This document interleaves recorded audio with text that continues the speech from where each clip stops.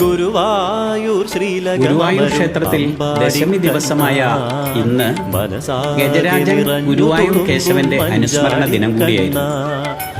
ഒരു ഏകാദശി പുലരുന്ന വേളയിലാണ് 1976 കേരളത്തിലെ ഏറ്റവും പ്രശസ്തനായ ഗജവീരൻ ഗുരുവായൂർ കേശവൻ ഭഗവത് പാദങ്ങളിൽ വിലയം പ്രാപിച്ചു.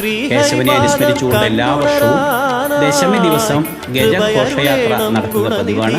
ആ ഗജഘോഷയാത്രയാണ് തെക്കേ നടയിലൂടെ ഗുരുവായൂർ ക്ഷേത്ര പ്രദക്ഷിണം കഴിഞ്ഞ് തെക്കേ നടയിലൂടെ മുന്നോട്ട് വരുന്നത്.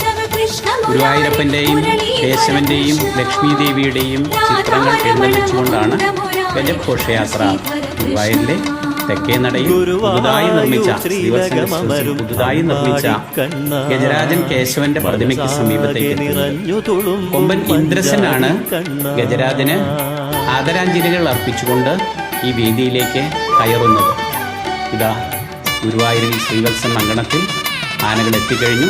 മുന്നിൽ കേശവന്റെ ചിത്രം എഴുന്നള്ളിച്ചുകൊണ്ട് ഇതാ ഗജ നിരയിലെ ഏറ്റവും യോട്ടോമാർന്ന ഏറ്റവും സുന്ദരനായ കൊമ്പൻ ഇന്ദ്രസൻ ഇതാ മെല്ലെ മെല്ലെ മുകളിലേക്ക് കടന്നു വരികയാണ്.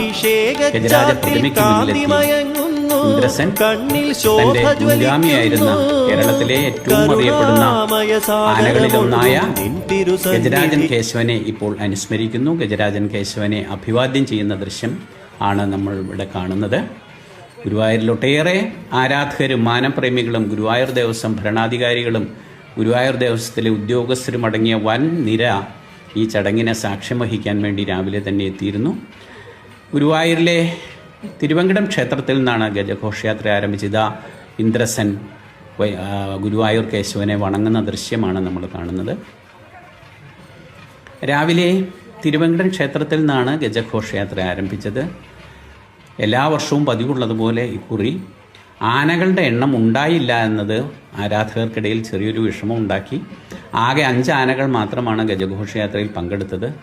10ൽ കുറയാതെ ആനകൾ ഉണ്ടാകുമെന്നായിരുന്നു ദേവസ്വം അറിയിച്ചിരുന്നത്. എന്നാൽ യാദൃശ്ചികമായി പെട്ടെന്ന് ചില ആനകൾക്ക് വരാൻ പറ്റാത്ത സാഹചര്യം ഉണ്ടായതുകൊണ്ടാണ് 5 ആനകളുടെ ഘോഷയാത്ര നടന്നത്. ഒരു കാലത്ത് 30ലേറെ ആനകൾ 30ഓളം ആനകൾ നിരന്ന് നിന്നിരുന്ന ഗജഘോഷയാത്രയാണ് ഇത്. ഇന്ന് 2 ആനകളാണ് പുറത്തുള്ളത്. ഒരാന ഇതിൻ്റെ മുകളിലുണ്ട്. ബാക്കി രവികൃഷ്ണനും ബൽറാമും ഈ വേദിക്ക് തൊട്ടു താഴെയുണ്ട്. അതിനപ്പുറത്ത് കൃഷ്ണയും നവനീത് കൃഷ്ണനുമാണ് പുറത്ത് നിൽക്കുന്നത്. ഇതാ ഈ ഗജരാജൻ കേശവൻ്റെ മുന്നിൽ പൂക്കളും അതേപോലെ ഫലങ്ങളും ശർക്കരയും അവിലുമെല്ലാം വെച്ചിട്ടുണ്ട്. അത് കുറേശ്ശെ ആസ്വദിച്ച്